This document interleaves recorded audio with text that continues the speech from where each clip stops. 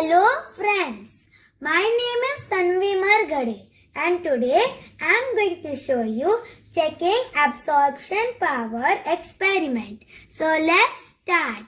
So we require for this experiment are some colored water, measuring beaker, an empty glass, crystal powder and a spatula.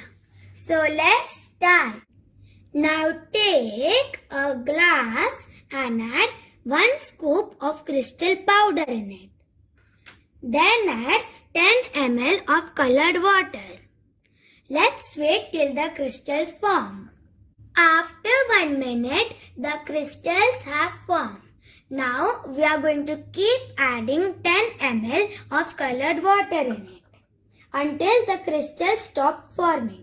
This can be checked by dipping your finger. If your finger gets wet, that means the crystals have stopped absorbing all the water. I added 10 ml of colored water continuously.